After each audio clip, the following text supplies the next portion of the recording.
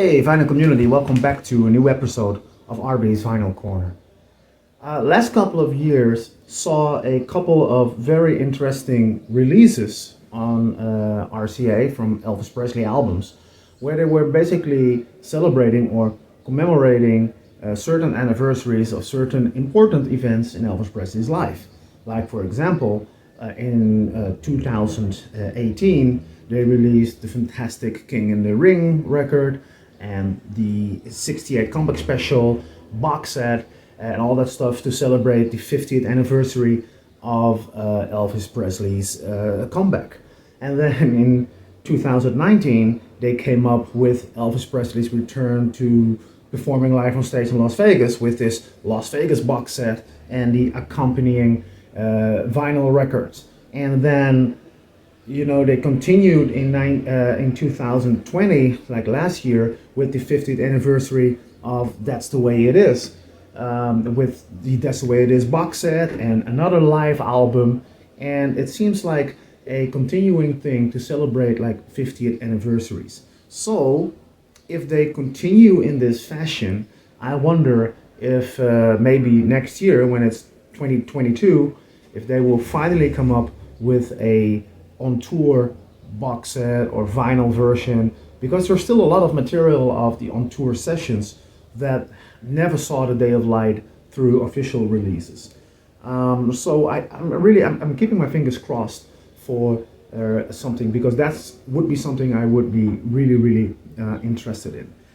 Today I want to talk about another kind of like a 50th anniversary event, is Elvis Presley's recordings in Nashville in 1970.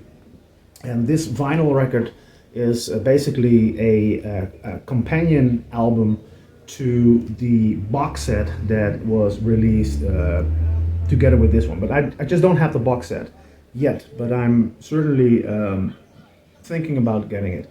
But this basically is a compilation of highlights from that box set, where the box set has a lot of outtakes of the same songs. The nice thing about this album, which makes it flow very nice, is that they just took one take of every song, so that at least every new song is another song. And for like listening pleasure, I like that a little bit more than to listen to 20 outtakes of the same song in a row. Although for historical purposes, of course, it's always very nice to see how a song grows and how it develops and evolves throughout different takes. But just putting on an album and listening to some songs, I like it more that if they just took one take like they did in this one. And this is why this album is so very nice. So this came out last year to commemorate the 50th anniversary of Elvis getting back in the studio in Nashville to record a marathon session of recordings that would eventually lead in a couple of great Elvis Presley albums. Those were That's the Way It Is, Elvis Country, Love Letters from Elvis, and I also think that some of the songs from He Touched Me were recorded during the recordings of these sessions. But I'm not sure about that, by the way.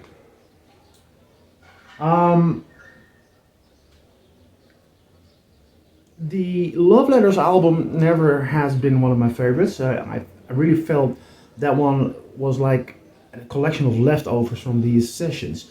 But Elvis, That's the Way It is one of those albums that I considered to be some of his very best. It's an essential album that every Elvis collector should have in a collection. But also, if you just want to have a couple of Elvis Presley records that are very significant in his career, That's the Way It Is should be one of them.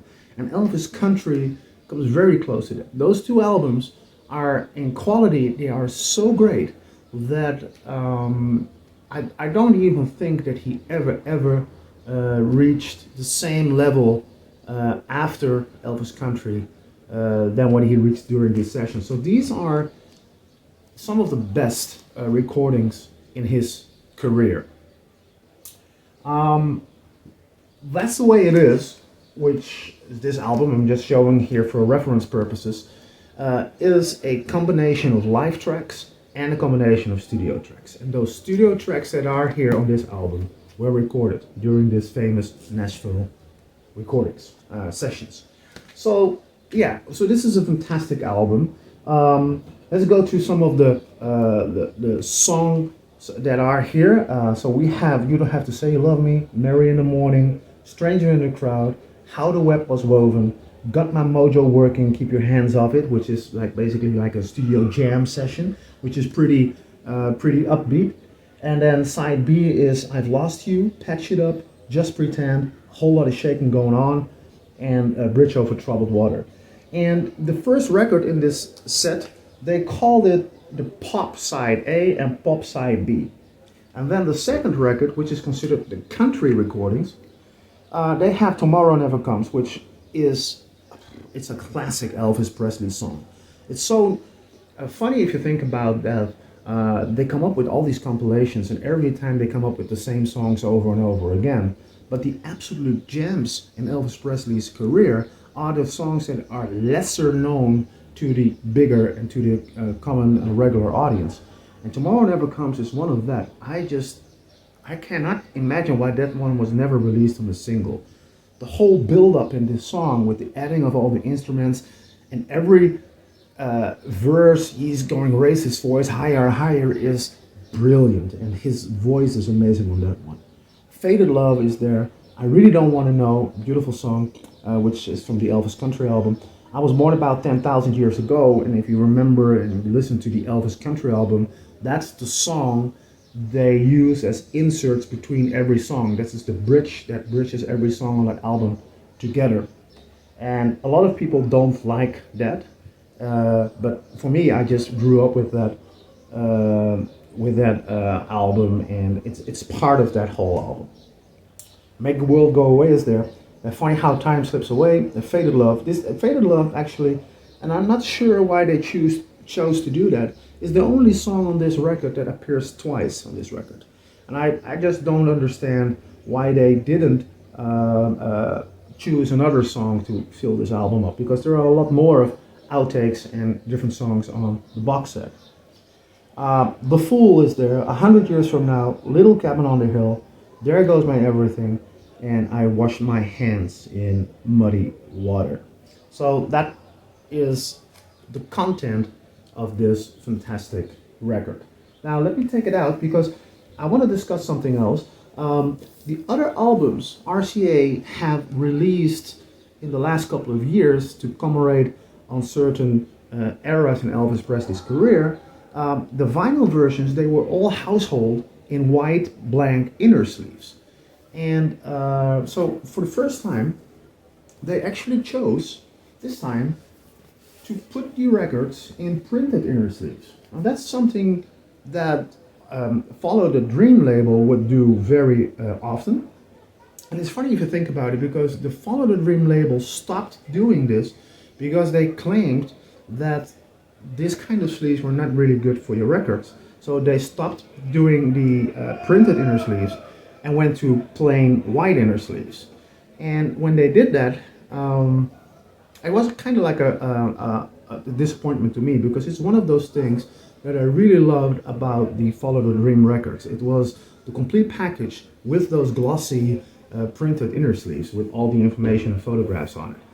So I really hated it when they stopped doing that. And while they stopped doing that, all of a sudden RCA is doing it, putting it on printed inner sleeves. And I wonder if this is something that the fans asked and that they just listened. I don't know. Take the record out, and you see it's black vinyl. And like always, they're using the orange RCA label, which I always have like a kind of like a nostalgic feeling when I see those labels, because again, I grew up with Elvis records. My father had a lot of Elvis records, and sometimes if I was very, very, very careful, I was allowed to play some of those records. And he also gave me a couple of them. I remember he gave me Elvis Forever, which was a compilation double album. And when you opened that sleeve up, you saw all these pictures of previous released Elvis albums, and I used that actually as some kind of guideline of collecting all those albums. And it was one of my missions to actually get all these albums. And finally I did. So yeah, so it's really nice to have, finally to have these beautiful printed inner sleeves again with a lot of information on it.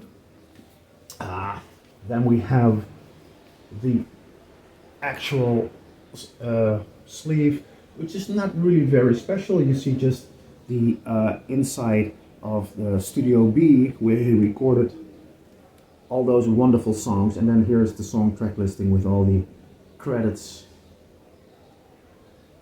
and the dates when every song was recorded, which I always like to dig into all these dates and information about how a song came to life. Something I really appreciate. So a wonderful record. I really love this one. We can argue about the use of colors here and about the artwork. I think it's pretty effective, and it is really in line with the 69 recordings album and with the other 50th anniversaries records that came out the last couple of years. I wonder what I'm gonna come up with this year. I have not read anything about a special thing they come up this year, and but hopefully, I'm just keeping my fingers crossed, they will come up with something to celebrate the On Tour film that came out in 1972, because that 50th anniversary will be next year. Anyway, so far, Elvis in Nashville on beautiful double vinyl set. Hope you liked this video, and see you in the next episode of RB's Vinyl Corner.